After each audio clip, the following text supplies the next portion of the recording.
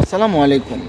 তোমরা যারা দুষ্ট বউর জন্য তোমাদের মা বাবা এবং আপন ভাই বোনদের সাথে তোমরা সম্পর্ক বিচ্ছিন্ন করে দাও, তাদের উদ্দেশ্য করে কথাগুলো হচ্ছে যে ভাই দেখো, তুমি তোমার বউর সাথে 3বার কবুল বলার মাধ্যমে তুমি তোমার বউকে দুনিয়ার সবচেয়ে বড় আপন করে নিলা এবং তোমার স্ত্রী হলো।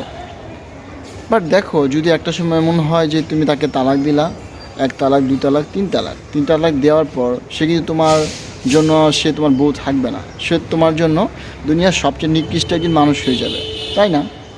তাহলে সেক্ষেত্রে যে মানুষটার সাথে 3বার কবুল বলার মাধ্যমে দুনিয়ার সবচেয়ে বড় আপন হয় এবং 3বার তালাক দেওয়ার মাধ্যমে দুনিয়ার সবচেয়ে নিকৃষ্ট মানুষ হয়ে যায়, তো সেই মানুষটার জন্য তুমি তোমার মা বাবাকে, নিজের আপন ভাই বোনকে তুমি বিচ্ছিন্ন করে দিলা।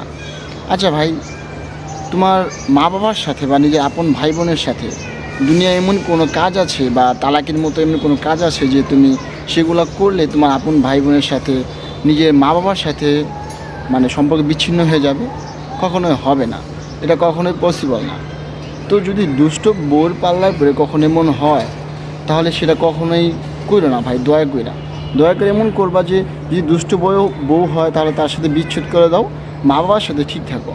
কারণ মা বাবা তুমি একটা সময় হবা, তখন বুঝতে পারবা যে সন্তান যখন মা বাবার সাথে বিচ্ছিন্ন করে দেয়, হ্যাঁ, বা সম্পর্ক বিচ্ছিন্ন করে, তখন মা বাবার মনে কেমন লাগে সেটা একমাত্র মা বাবাই বুঝতে পারে। তো দয়া কইরা কেউ এসব কাজ কইরো না। কারণ বউ আজকে আছে, কালকে একটা হতে পারে, হ্যাঁ। আর ওই একটা বউ নিয়ে সারা জীবন থাকতে হবে তেমন তো নয়। যদি তোমার কপালে খারাপ বউ আসে, তাহলে কি তুমি তার সাথে সারা জীবন ঘর করবা? কখনোই না।